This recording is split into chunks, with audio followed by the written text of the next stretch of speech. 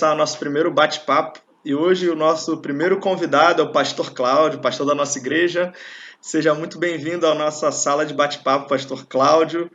É um prazer muito grande ter o senhor como primeiro convidado aqui e a gente quer conversar, aprender um pouco sobre o seu ministério, conversar e conhecer um pouco sobre o que Deus tem feito na sua vida e através da sua vida. E Pastor Cláudio é alguém muito querido de nós, pastor da nossa igreja já há bastante tempo, casado com a irmã Leci, tem uma família linda que sempre está com a gente na nossa igreja, filhos, netos, né? E a gente está muito feliz em estar junto com o senhor sempre que a gente pode, né, pastor? Eu queria começar, pastor, esse bate-papo pedindo para o senhor contar um pouquinho da sua história, contar de quem é o senhor, como foi sua chamada ao ministério, essas coisas todas. O senhor pode ficar à vontade. Então, eu sou o pastor Cláudio Fernandes, com muita gratidão a Deus pela chamada para o ministério. Eu me converti jovem ainda, por volta de 14 anos. Fui batizado e, desde cedo, me senti muito impulsionado a ler a Escritura e a pregar o Evangelho. Por volta dos 16 anos, eu fiz uma decisão missionária. Alguém apresentou um trabalho missionário na África e eu me senti muito motivado. E eu lembro também de um missionário, inclusive ele esteve na Igreja Batista Ebenezer, que ele pregou lá na igreja de onde eu vim, segunda Igreja Batista de Feira Fazenda, no Rio de Janeiro, é o pastor Guilherme. Atualmente ele está lá no Oiapoque. E o cidadão pregava com tanta emoção, ele falava de Deus com muita vontade, ele contou lá umas parábolas, e eu me senti muito desafiado também. Esse Guilherme fez parte das minhas decisões. Eu procurei cedo e eu comecei a me preparar nessa direção, né, de pregar o Evangelho. Aí eu comecei a fazer os cursinhos que apareciam, curso de evangelismo pessoal, curso de missão, de mutirão missionário. E como eu morava no Jacarezinho, muito populoso, lá é um prato cheio para a evangelização. Qualquer esquina que você parar com a boca de ferro, um microfone, você vai ter umas 100 pessoas te ouvindo. E aí eu comecei a trabalhar. Fui líder de jovens por lá, tinha uma juventude muito grande. E nós evangelizamos quase aquele Jacarezinho todo. Nós mapeamos o Jacarezinho e marcava com tinta vermelha cada local que passava. E foi uma fase muito boa. Então, a minha conversão foi nessa data. Em 74, fui batizado. Em 76, tive uma chamada para o ministério. E entrei para o seminário, ainda no Exército Brasileiro, e estudei com muita dificuldade por causa da minha atividade militar. Mas, graças a Deus, Deus colocou pessoas boas no meu caminho que facilitaram para eu assistir às aulas. Fui ordenado em 1989. Só que eu fui ordenado e não me sentia assim muito diferente do que eu já era. Eu continuei fazendo tudo que eu fazia. Eu não assumi pastorado depois de ter sido ordenado ao ministério pastoral. Eu continuei fazendo o que eu sempre fiz. Mas aqui no Amazonas foi que eu comecei mesmo, de fato, a ser pastor. Eu pastoreei pela primeira vez aqui no Amazonas. Interessante. Legal, legal. A primeira igreja que o senhor pastoreou foi a Ebenezer ou teve alguma igreja anterior? Ebenezer. A primeira igreja que eu pastoreei, A chegada foi interessante. Diga. A chegada na Ebenezer foi interessante. Eu cheguei sem muita pretensão, aí fiquei assistindo os cultos, e eu lembro que na igreja tinha alguém que pretendia ser o pastor da igreja, visto que ela não tinha pastor. Uhum. E eu fiquei lá na minha classe assistindo, eu nem tinha muita oportunidade, não sei se já era proposital para eu não ser visto, mas não teve jeito, a igreja me convidou, e no dia 5 de agosto de 94, eu fui empossado lá. Tem um fato interessante. Um homem da cabeça branca, um ancião chamado Araújo, o nome dele é esse, era mais conhecido como Zé de Bão. Ele falou o seguinte: pastor, nós vamos convidá-lo como nosso pastor. E nós vamos te dar um certo salário. E daqui a uns 3 anos, quando o senhor sair do exército, nós vamos aumentar o teu salário. E eu, ouvindo esse homem falar, pensei comigo, esse cara está doido. Da onde ele tirou essa ideia que eu vou sair do exército? Eu gosto do exército. Eu não entrei para o exército porque não tinha outra opção. Eu entrei porque quis, foi voluntário, fui de uma tropa de elite, e para mim era muito bom estar no exército. Mas o cidadão falou que depois de 3 anos ia me aumentar quando eu saísse do exército. O que é interessante é que depois de 3 anos era só o que tinha na minha cabeça. Preciso deixar o exército, porque o campo aqui é o maior do mundo. E eu comecei a evangelizar e não tinha tempo, era um corre-corre.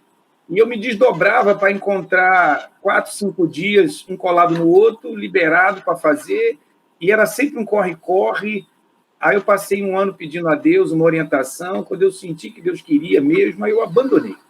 A minha esposa também ficou pensando, aí quando ela entendeu, eu desencadeei essa saída do exército. Mas esse coroa da cabeça branca, José Campos de Araújo, ele já tinha uma ideia do que iria acontecer. Legal. Pastor, você falou do Jacarezinho, né? É interessante porque, assim, é um local que tem muita gente, né? Você falou que era simples, né? Chegava, pregava com uma caixa de som, marcava o local, mapeava. E essa é uma característica que o senhor trouxe para cá, para a Igreja Batista Ebenezer, né? Eu tô aqui há bem menos tempo, né? Mas eu já cheguei a viver alguns mapeamentos, alguns locais que a gente chegou e evangelizou todo o bairro. Por exemplo, no nosso bairro São Jorge, a gente já fez mais de uma vez um evangelismo total do bairro, assim, né? E essa essa essa intenção missionária. O senhor falou também que teve o pastor Carlos Guilherme, né? Ele veio aqui na igreja, me impactou muito. Eu comprei o livro dele, li. E o senhor falou também da África, de alguém que foi lá pregar sobre a África. Eu sempre comento isso, que na igreja que eu fui, no Rio, a gente tinha uma missionária adotada que ela sempre ia, ela viveu em Moçambique um bom tempo, a missionária Marta. Ela sempre ia lá e eram sempre momentos de muito impacto para a gente também, né? Ver a realidade tão distante da gente. Aí quando você chegou aqui no Amazonas, você ouviu o tamanho do campo, né, do Amazonas. O campo missionário aqui realmente é algo diferente do que a gente é acostumado em outros locais. E aqui no Amazonas, qual foi a primeira empreitada que o senhor fez assim? O senhor lembra, mais ou menos?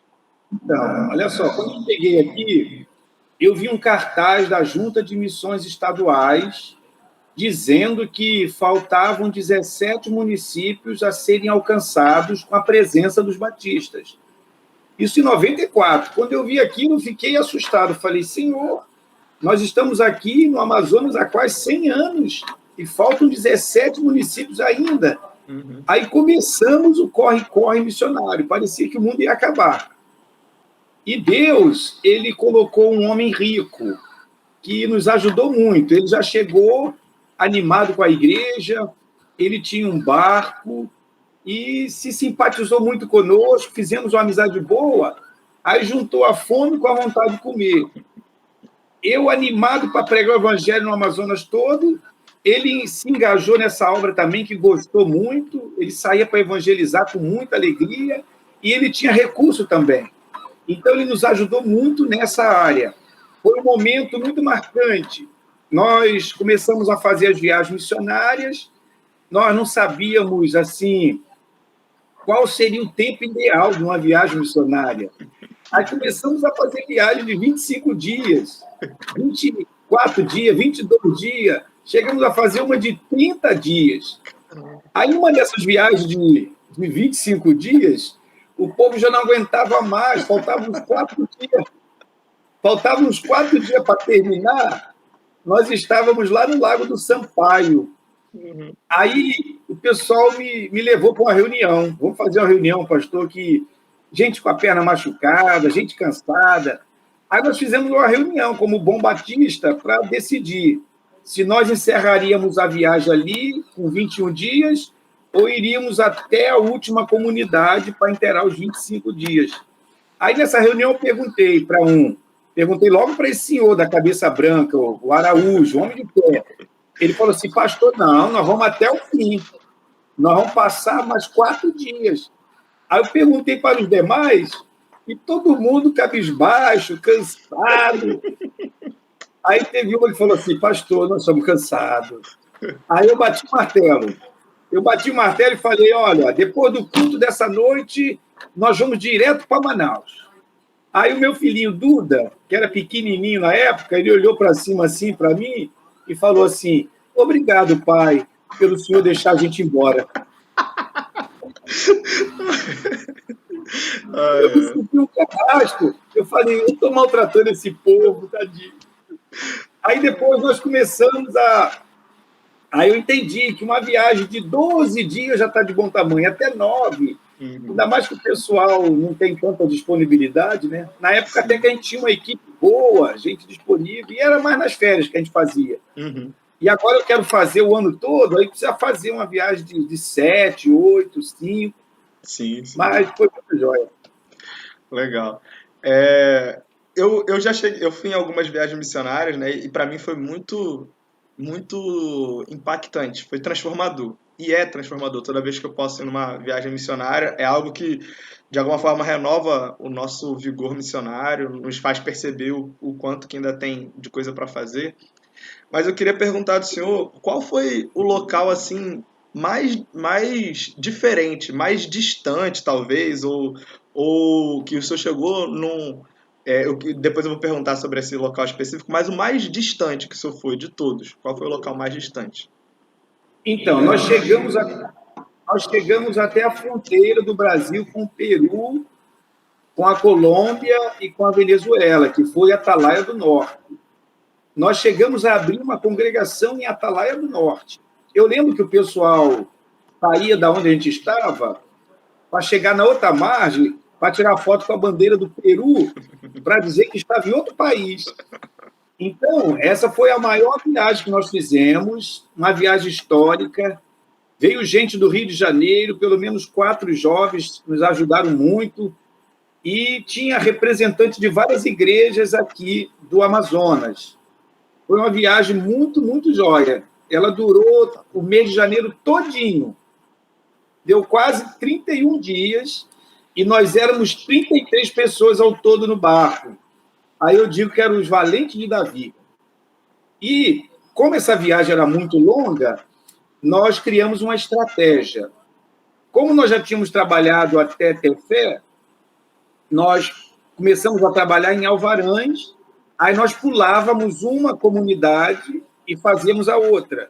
Pulávamos a próxima e fazíamos a seguinte, para poder, no final, quando chegasse na metade, lá pelo 16º dia, nós voltássemos fazendo as que a gente pulou.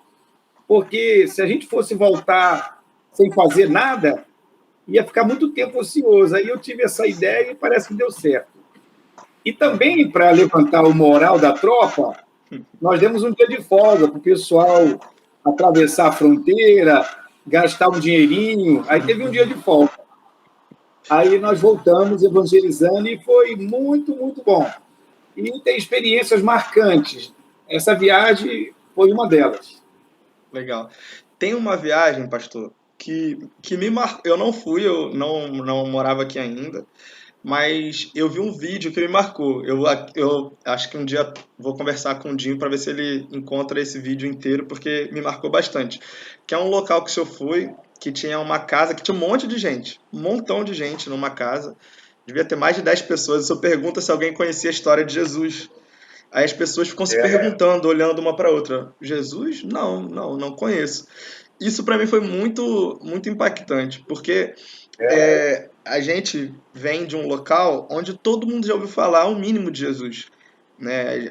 Aqui mesmo na cidade de Manaus, em qualquer cidade grande que você vá, ou mesmo em outros ambientes, assim, as pessoas sabem. A gente vive num país de maioria da população cristã. Quem vê televisão, vê alguma coisa no Natal, Ano Novo, vai ouvir o nome de Jesus em algum momento. Talvez não conheça o Jesus da Bíblia, né? Talvez conheça alguma coisa parecida com Jesus. Mas me marcou algo ali, nesse vídeo, que as pessoas simplesmente não sabiam quem era, nunca tinham ouvido falar. Isso foi muito marcante. Qual foi esse local? E eu queria saber como é que foi essa. Que o vídeo encerra com o senhor falando. Vocês não conhecem? Então eu vou contar. Eu só sei esse pedaço do vídeo. Então eu queria saber como é que foi essa experiência. Então, o que é interessante é que, na época, essa comunidade ficava a 20 horas de barco daqui, mais ou menos 20 horas. Com a jato, a gente chega lá em 7 horas. Então, bem pertinho de nós, em Manaus, tinha gente que não conhecia Jesus. E, para mim, foi uma honra ser o primeiro a falar de Jesus Cristo para aquela família e para outras famílias também. É como o senhor falou, Rodolfo, eu cheguei, aí eu perguntei, você conhece Jesus? Não. Aí eu tentei dar uma dica, não sabe como ele morreu? Não. Será que não foi com uma corda no pescoço, uma espada na barriga? Não, eles não sabiam mesmo quem era Jesus. Aí eu falei assim, então eu vou contar para vocês quem é Jesus. É interessante que no filme eu não aparece eu contando, né? Sim. Mas só aparece esse pedaço. Eu vou contar quem foi Jesus. E eu contei a história de Jesus. Eu preguei para eles. E eu não lembro agora, mas com certeza teve decisão ali. Idade, ao lado, a Raquelzinha, com seus 13 anos, me parece, estava lá pregando para as crianças e cantando. Deus, Deus é bom para mim. E realmente essa viagem foi marcante. Foi em Borba. Foi Foi uma em das Borba. comunidades ribeirinhas de Borba. Legal, legal. Esse vídeo foi muito, para mim foi muito marcante. Eu já vi ele, toda vez que eu via esse vídeo em alguma promoção missionária da nossa igreja, me marcava bastante.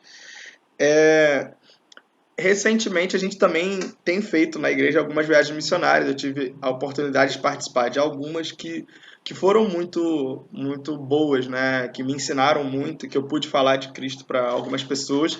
Eu tive uma experiência também marcante de um senhor que a gente foi falar de Cristo para ele. Tava eu e Juliana. Ele estava numa comunidade, foi na comunidade que vocês esqueceram a gente. A gente parou e tava sem gerador na comunidade. A gente parou por lá, aí foi num local, o piloto do barco falou assim, não, tem uma comunidade bem ali pertinho. Aí a gente deixa esse pessoal aqui e vai nessa que tá pertinho. Só que essa pertinho era muito longe. Aí demorou, vocês não esqueceram da gente, só demorou a voltar. Mas o senhorzinho que tava lá, ele ouviu a gente falar de Cristo e depois que a gente explicou, ele falou: ó, eu nunca tinha ouvido isso, não sabia nada sobre Jesus assim, mas eu sabia que Deus existia, porque eu já tinha vivido alguns momentos. Aí ele contou várias experiências na vida dele que ele pôde dizer que Deus o tirou de uma situação, livrou a vida dele da morte algumas vezes. Ele falou: eu não sabia isso que você está me dizendo, mas eu sei que Deus existe, eu sei que há um Deus. Essa é uma experiência que é marcante para a gente, porque ela fala um pouco sobre a nossa, de alguma forma fala sobre a nossa teologia também, sobre a forma que a gente pensa a relação de Deus com o homem. Isso é muito marcante, porque se a gente for pensar, isso não estava muito no nosso script da conversa, né? Mas se a gente for pensar, Deus vai se revelando às pessoas de alguma forma que a gente nem imagina. E depois, quando a gente chega com a mensagem, parece que já está pronto, né? Quando a gente sai para pregar, a gente ora, pede para que Deus prepare as pessoas, os corações, e a gente vê isso acontecer realmente. Pessoas que só faltavam ouvir o nome de Cristo e ouvir a história de Cristo para entregar a vida a Jesus, né? Isso é muito marcante. Deixa eu pegar aqui mais uma das perguntas que a gente tinha pensado, né, em tratar. O senhor atualmente é o presidente da convenção, né? E isso traz responsabilidades, traz muitos desafios, né? Presidente dessa convenção, que é um campo missionário muito grande, né? De início, eu queria perguntar para o senhor como é que foi a sua chegada à convenção. O senhor já está no quarto ano, né? Terceiro ano ou quarto ano, como presidente da convenção? Esse é o quinto É o ano que quinto. ele foi dado por causa da pandemia. Aí não teve Isso. assembleia, aí me Uhum. reconduziu por mais um ano. Na Entendi. verdade, eu terminaria o segundo mandato em abril deste ano. Aí Uhum. foi prorrogado até abril do próximo ano, 2022. Certo. Como é que foi, pastor, a sua chegada à liderança da convenção? O senhor percebeu algo, assim, a minha pergunta é no seguinte sentido. Se o senhor só percebeu que tinha uma necessidade e se colocou à disposição para suprir uma determinada necessidade, ou se teve alguma coisa diferente, algo mais especial que aconteceu nesse início de trabalho na convenção? Então, aconteceu lá no município de Manacapuru. Na verdade, Rodolfo, eu nunca sonhei em ser presidente da convenção. Eu só pensava em evangelizar o Amazonas, cumprir a minha missão de evangelista, evangelizar meu bairro, mas nunca tive sonhos assim administrativos, nunca pensei em ser presidente da convenção. Mas nessa assembleia lá, um pastor chamado pastor Edson Campos Braga indicou meu nome. Na verdade, eu já tinha sido presidente da Ordem dos Pastores já há algum tempo. Quanto a ser presidente da Ordem dos Pastores, eu até achava interessante, que eram colegas, e eu gostei, fui presidente algumas vezes. Mas da convenção eu nunca imaginei. Aí esse pastor indicou meu nome. Imediatamente eu levantei para declinar o meu nome. Aí, quando eu caminhava para o microfone, ele pegou na minha camisa e falou assim: senta aí, rapaz, seja homem. Aí eu, eu sentei com uma certa tranquilidade, eu sentei com uma certa paz. Eu falei: eu não vou ganhar mesmo, porque a concorrência era alguém muito mais competente do que eu, segundo o meu pensamento. Aí eu fiquei sentado tranquilo. Vai Uhum. estar meu nome lá e eu não vou ganhar mesmo. Mas quando eu vi o resultado da votação, eu gelei. Eu confesso que eu me senti, Senhor, e agora? Aí foi uma festa, o pessoal foi, né? Avisaram lá em Manaus: olha, o pastor Cláudio foi eleito. Aí a turma foi lá para participar da posse. Uhum. E quando eu vim num carro, de Manacapuru para Manaus, eu fiquei olhando assim pela janela, em outro mundo, pensando: Senhor, e agora? Como é que vai ser? Como é que eu vou dirigir a reunião do conselho? Como é que eu vou dirigir a assembleia? Eu estava meio que desesperado. Mas Deus colocou no meu caminho pessoas de primeiríssima. Foi eleito o primeiro vice, o nome dele é Paulo Cerejo. E ele conhece muito da parte burocrática e é muito competente. E ele era o meu primeiro vice. O segundo vice me parece que era o pastor Nelmo Monteiro, que também é gente muito boa. Então, foi muito fácil dirigir as reuniões do conselho, dirigir a assembleia, porque eu tinha alguém competente do meu lado. E um detalhe é que esse Paulo Cerejo, diácono, ele não fazia questão nenhuma de alguém perceber que era ele que estava dando a dica, e ele me informando ali o que eu tinha que falar, o que eu tinha que fazer. E eu achei muito legal. Deus botou gente no meu caminho que me ajudou muito. Eu sou grato a Deus por isso. Que bom, que É um, é bênção, um pastor. trabalho, é um trabalho grandioso, porque a convenção ela é a convenção do maior estado do Brasil, um estado com muita dificuldade. Quem anda pelos interiores, às vezes vê só a mata de um lado e do outro, mas depois daquelas primeiras árvores, existem grandes comunidades, existem outros rios, e é impressionante como tem gente, comunidades longe nesse estado. É um trabalho realmente grandioso.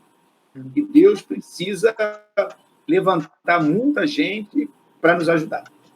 É intenso mesmo quando a gente vai, né, pega um barco e vai passando pelos locais, a gente vê que onde a gente menos espera aparece uma casa ali e a gente sabe que essas pessoas não têm às vezes ligação com um mundo à nossa volta, não tem são locais que às vezes o Estado não chega, né? A gente, enquanto eu fui militar, o senhor enquanto militar também já deve ter visto muitas vezes o exército levando mantimento, levando saúde. Hoje a nossa convenção atua através da Convenção Batista Brasileira, né, da Junta de Missões e também da nossa Convenção Batista do Amazonas, dando assistência a essas pessoas. Não, além de a gente levar, né, a palavra de Deus, a gente leva também um conforto físico, algo que possa ajudar as pessoas nas suas necessidades. As igrejas do interior são bastante atuantes nesse sentido também, né? Trabalham bastante. Tem igrejas fortes no interior. Eu participei de algumas reuniões da convenção das assembleias, né? E eu me surpreendi em ver igrejas em locais que para a gente são muito distantes, mas que têm uma atuação, uma presença muito forte, né? E atuam ajudando essas comunidades de maneira muito intensa.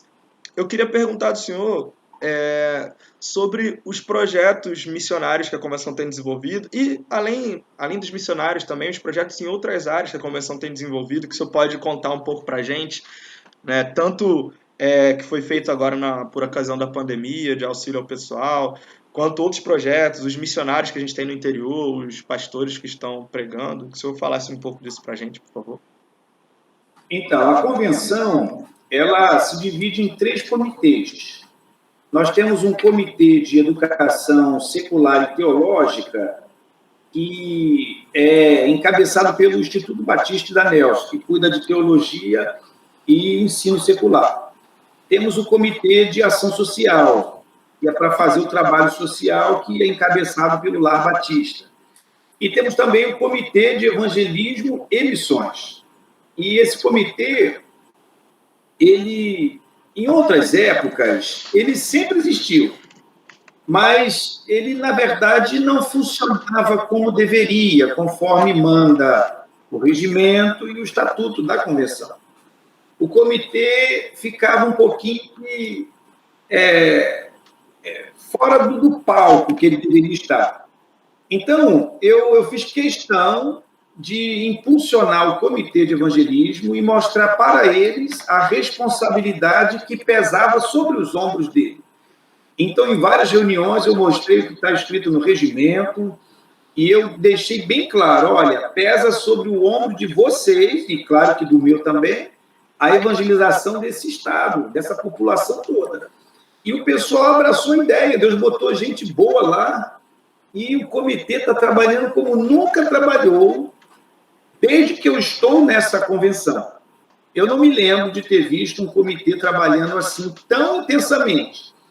E quando a pandemia chegou, o comitê parece que se despertou mais ainda para trabalhar aqui e ali, e Deus colocou pessoas de valor ali. Então, o comitê está muito envolvido. Surgiu o projeto Jesus, o Pão da Vida. Na verdade, esse projeto, ele aparentemente seria um projeto temporário. Mas, na mente do comitê, esse projeto veio para ficar. E nesse projeto, nós temos ações que alcançam a cidade com trabalho evangelístico, missionário, e com trabalho de beneficência também. Esse projeto visa ajudar o interior, as congregações a se reestruturarem, e o projeto já está levando forro para a igreja que não tinha, grade, construindo, essas coisas todas. Então, a turma está muito motivada. Nós temos dificuldade de chegar nos mais longe, mas nos mais próximos, nos municípios mais próximos, nós já fomos. Manacapuru, Rio Preto da Eva, Presidente Figueiredo, Itacoatiara. Então, a ideia é o comitê se tornar presente, representando a comissão em todo esse Amazonas. Tá? Então, esse é o projeto carro-chefe, projeto Jesus, o Pão da Vida, que visa não somente evangelizar, abrir congregações e igreja, mas também levar uma parte social, levar cestas básicas, socorrer as pessoas que sofrem nesse Amazonas com cheia e com seca. Uhum. Então, esses são os projetos básicos da nossa denominação. Legal. Pastor, sobre os nossos missionários da convenção, fala um pouquinho sobre os missionários da Convenção Batista do Amazonas aí, por favor. Então, nós temos hoje me parece, 60 missionários conveniados. Eu acho que dá um pouquinho mais, porque nós passamos a conveniar pessoas na cidade para ajudar as associações regionais. Então, devemos estar com 62 a 63. Então, a convenção ela ajuda esses missionários com um salário mínimo. Aparentemente, é muito. Na verdade, é pouco. Mas eles conseguem se segurar com esse valor. Porque houve época que era muito menos. Mas a turma chegou à conclusão que deveria chegar pelo menos a um salário mínimo. O meu sonho, se eu pudesse, se eu fosse o dono, se eu fosse o imperador em vez de presidente, eu digo isso lá, se eu fosse o rei em vez de presidente, esse valor iria pelo menos dobrar. Nós não teríamos nem um pastor nessa convenção que 3 salários mínimos. Os missionários conveniados, iniciantes, iriam ganhar 2 salários mínimos com tranquilidade. Eu tenho certeza absoluta que isso não é uma questão de milagre. Não é uma questão de Deus fazer um milagre. Ele é a realidade que poderia existir se o pessoal tivesse o mesmo pensamento que eu, por exemplo. É claro que cada um tem a sua ideia, a gente respeita. O milagre é Deus transformar a cabeça de todo mundo nessa direção. Mas é possível, sim, isso. Então, esses 60 e poucos missionários, eles estão espalhados por quase todos. Inclusive, nós precisamos consertar o relatório que tem na Convenção Batista Brasileira, que diz que nós estamos em todos os municípios. Não estamos em todos. Tem município que tinha obreiro, mas agora não tem mais. Mas estamos em fase de colocar outro, de colocar. E falta pouco para estarmos em todos eles. E o trabalho está sendo feito. Alguns são bem formados, outros nem tanto, mas o comitê está estimulando essa formação e o trabalho está ficando bom.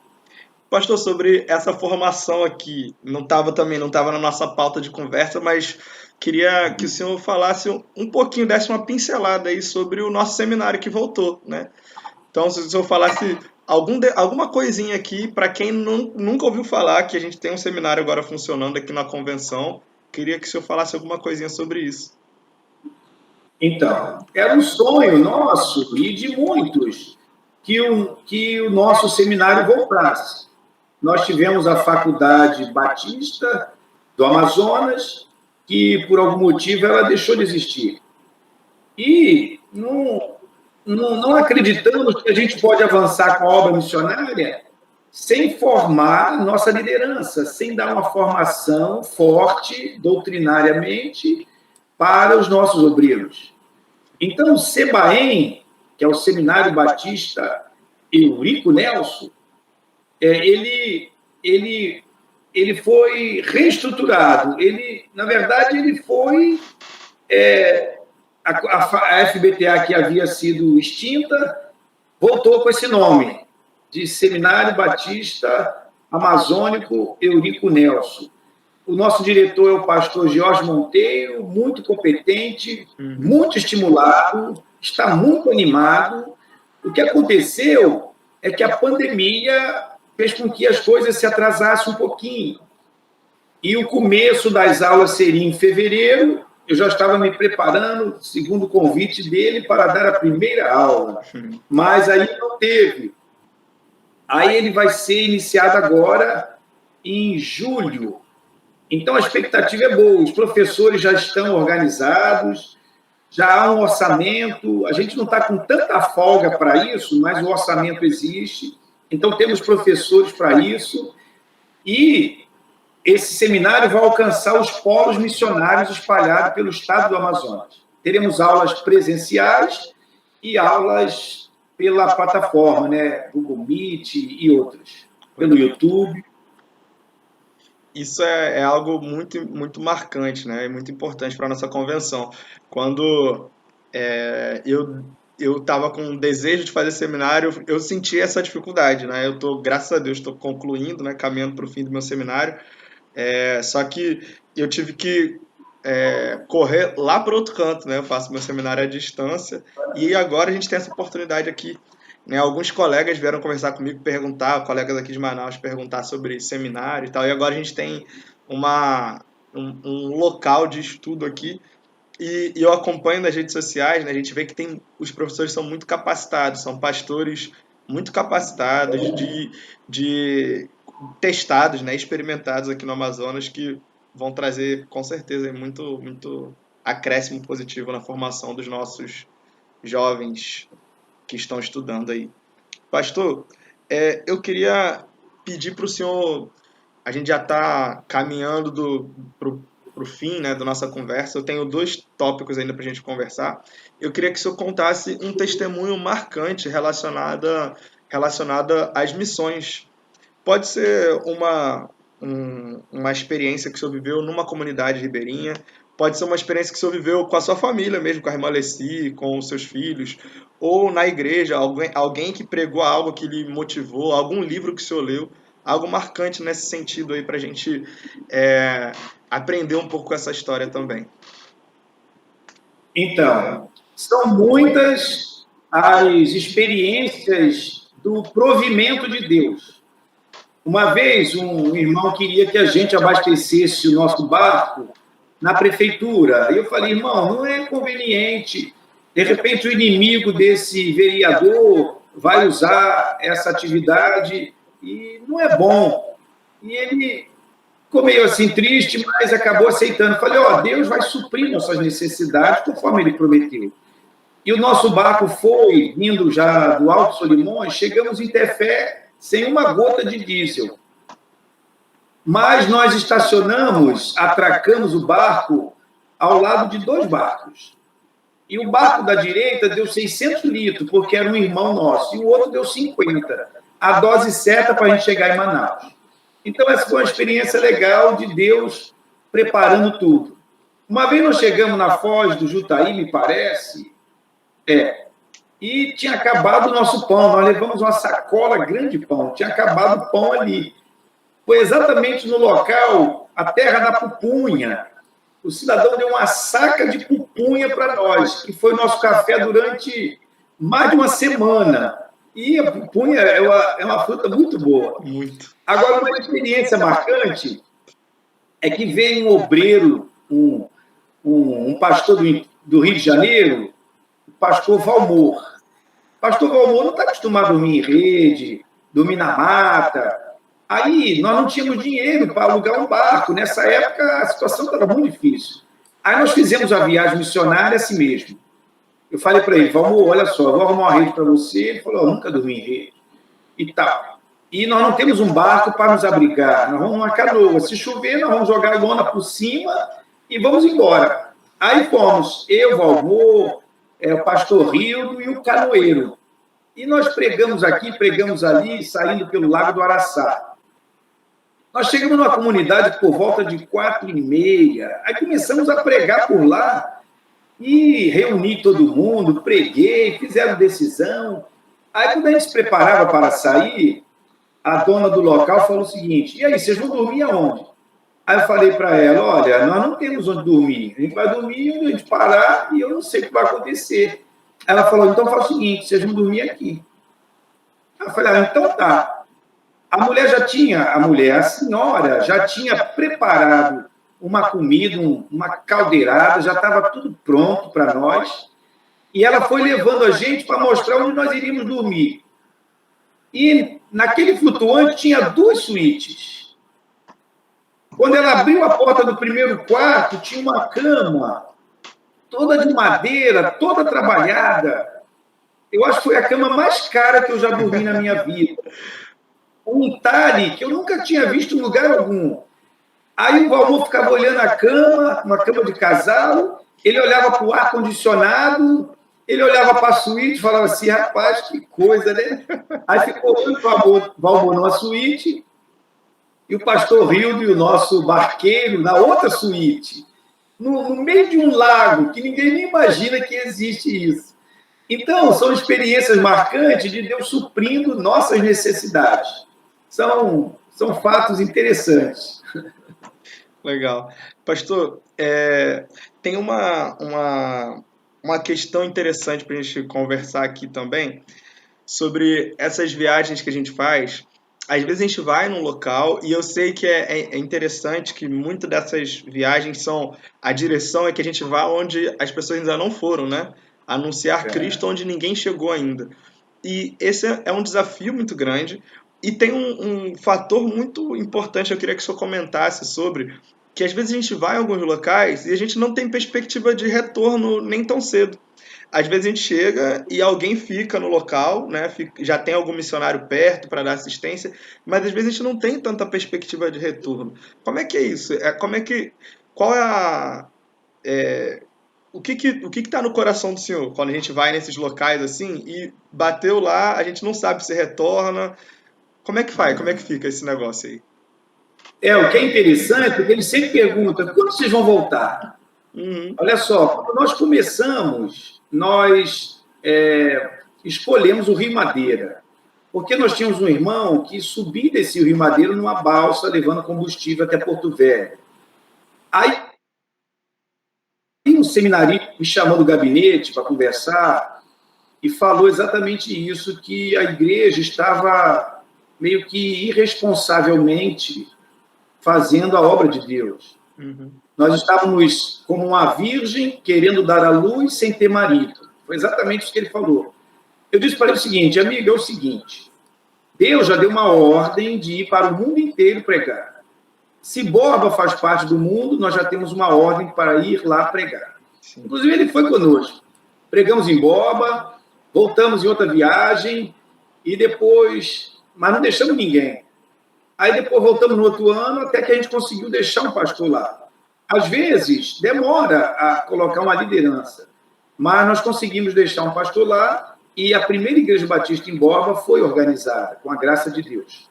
Olha só, outras pessoas também consideram um tanto que irresponsável sair para pregar sem deixar ninguém lá para dar sequência ao trabalho, para discipular. Eu não considero isso uma responsabilidade. E eu descobri na Bíblia que eu não sou o primeiro irresponsável. Jesus pregou para o endemoniado gadareno e ele se converteu, e Jesus aparentemente não deixou ninguém lá. Ele queria seguir Jesus, falou: não, fique aí, conte para os seus o que Jesus fez na tua vida. Quando Filipe pregou também para aquele tesoureiro da rainha de Candace, também o cidadão se converteu, foi embora alegre e pronto. Eu tive a oportunidade de fazer evangelismo em Nova Olinda, numa comunidade bem interiorana, e a missionária Luciana estava comigo, e a gente falando sobre isso, né? E agora, quem vai vir aqui para dar sequência ao trabalho? O cidadão tinha feito uma decisão. Ela falou assim: pastor, se ele se converteu, ele é crente. Ele está salvo por Jesus, porque ele fez uma decisão. Deus vai dar um jeito, vai mandar alguém, se não mandar, ele continua salvo. Então, eu acho, Rodolfo, interessante a gente pregar o evangelho, pelo menos dar a oportunidade do cidadão ouvir uma vez. Ainda que seja um trabalho longe e radical, nós temos que ir. É claro que, se a gente puder levar um obreiro conosco, isso é melhor ainda. Mas o trabalho é feito assim: a gente quer ir longe, quer pregar o evangelho em locais remotos, e dentro do possível a gente está estimulando pessoas a irem para lá. Mas não é tão simples levar uma pessoa para ficar lá. É difícil. Mas a nossa visão é essa: é dar a chance de alguém ouvir pelo menos uma vez o evangelho e tomar uma decisão. Sim.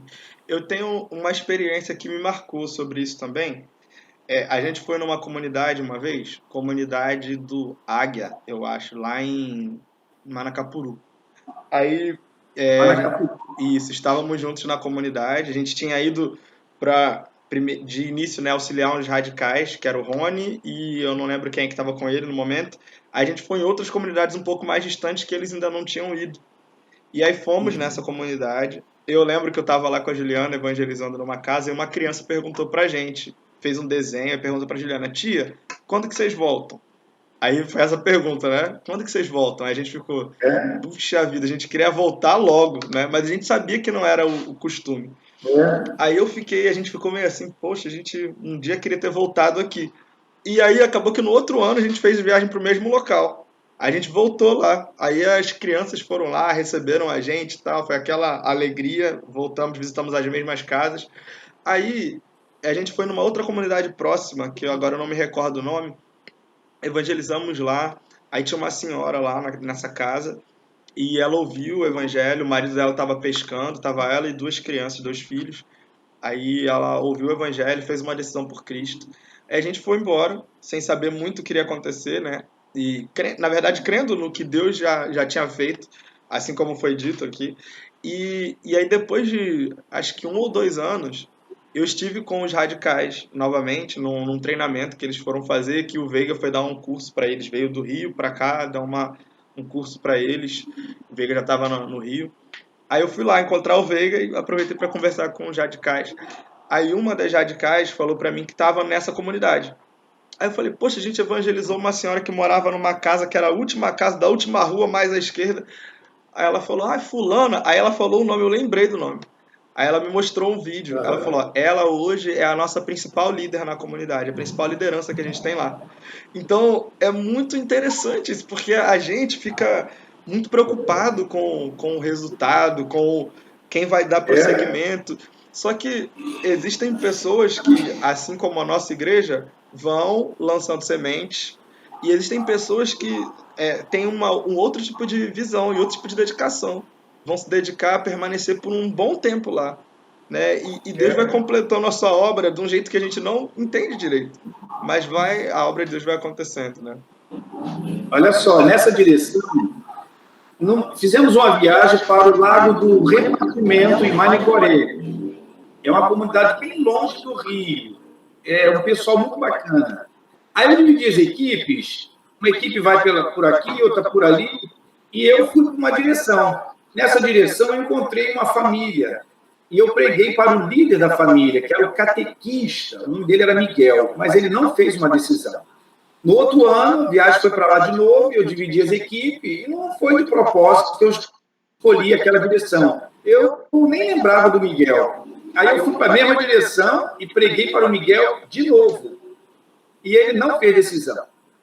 Aí fui embora e conseguimos enviar um obreiro para lá. Nós mandamos um pastor Paulo Batalha, e uns 2 meses depois o pastor ligou para mim e falou assim, pastor Cláudio, eu quero que o senhor imagine quem foi que se converteu aqui. Eu falei, quem foi? Aí ele falou, o Miguel, o catequista. Ô, amigo, que coisa boa. Miguel se tornou líder da comunidade. Hoje o filho dele é líder na comunidade, está cursando o seminário, ele está para abrir um trabalho novo, além dessa comunidade que ele está, repartimento, já tem uma igreja, ele está indo para uma comunidade de São João, já fez amizade com todo mundo, está no ponto de abrir uma congregação lá. Então, Deus ele vai suprindo. Então, eu fiquei mais animado com essa conversa de continuar fazendo esse trabalho pioneiro, bem longe, pregar o evangelho, Deus depois levanta a comunidade, manda outros. Pastor, eu quero encerrar esse papo aqui perguntando se tem alguma. O que o senhor tem de perspectiva futura? Tem algum projeto em mente, alguma coisa que o senhor já está no coração, que a igreja já tem vivenciado, ou algo assim, que o senhor quer trazer para a gente? Então, o que eu penso para o futuro, primeiro da convenção, a nossa ideia é ter coordenadores em áreas menores. Hoje nós temos a divisão em associações e nós temos 4 associações que funcionam, mas a associação ela é muito grande. Então, o obreiro está aqui, para ele estar no outro local, leva muito tempo. Então, nós queremos dividir esse nosso estado em 20 micro polos, para que cada coordenador possa trabalhar ali com mais intensidade. Nós temos um desejo de abrir frentes missionárias e suprir cada coordenador desse com material, com rabeta, bote, combustível, para que o trabalho avance. nós temos um projeto que está sendo desenvolvido na CBA, que é CBA 2025, que no decorrer desses 5 anos a gente alcance isso. Hoje nós temos 60 missionários, nós queremos chegar a 100 missionários, queremos chegar a 20 coordenadores, queremos chegar a 7 associações regionais na nossa capital ativa, trabalhando. Nós estamos nessas associações para dar uma nova dinâmica para elas, e o trabalho está sendo feito pelo comitê, está sendo muito bom. O meu desejo com relação à Igreja Batista Ebenezer é focar nessa vocação de viagem missionária. Há uma vocação minha, e quando eu cheguei na Igreja Batista Ebenezer, a Ebenezer já tinha isso. Então, eu não sou pioneiro nisso. Ebenezer já tinha isso. Eu tenho aqui vários documentos de terra espalhados pelo Amazonas, tudo é Ebenezer. Ebenezer se meteu em muitos lugares antes de eu chegar. Então, nós queremos expandir isso e trabalhar nessa nossa vocação de viagem missionária, intensificar isso mensalmente. Já tentamos ter o nosso barco próprio, mas isso ainda não foi possível. Nós queremos intensificar isso, trazer gente do Rio de Janeiro, São Paulo, todo canto, para dar essa vivência missionária, despertar essas vocações. Então, a gente quer trabalhar nessa direção de viagem missionária para avançar nesse nosso grande estado. Tá certo. Então, pastor, eu queria agradecer muito essa conversa que a gente teve. Eu creio que vai ser muito edificante para todas as pessoas que virem, vão conhecer um pouco mais da realidade, tanto do nosso estado, porque eu sei que tem gente de outros estados que irão ver, quanto conhecer um pouco da realidade da nossa igreja e do que Deus tem feito por aqui. Então, eu queria agradecer ao senhor e pedir a Deus que continue abençoando sua vida. É um grande prazer fazer parte dessa igreja. Tá bom, pastor? Você tem algum recado final para a gente encerrar aqui? Então, eu tenho um hábito de ler o texto de Romanos 2 vezes por mês. Então, quando chega no capítulo 15, me parece que é o verso 21, é o capítulo 15, me parece que é o capítulo que mais fala dos gentios, dos gentios, dos gentios. E tem um texto lá que diz o seguinte: hão de vê-lo os que não tiveram notícia dele. Então, esse versículo marcou a minha vida, e o meu desejo é chegar onde as pessoas não viram Jesus, não ouviram sobre Jesus. Então, eu leio esse texto com uma paixão muito grande. Esse é o meu desejo, de levar Jesus aonde ele não foi visto ainda. Me parece que é o versículo 20 ou 21 de Romanos 15. E eu quero terminar essa entrevista, eu gostei muito com esse versículo. O meu desejo é que eles vejam e compreendam e se convertam para serem seguidores de Jesus Cristo. Amém. Então, assim, encerramos esse nosso bate-papo. Em breve teremos outros bate-papos como esse. Até mais. Abraço. Tchau, um abraço a todos.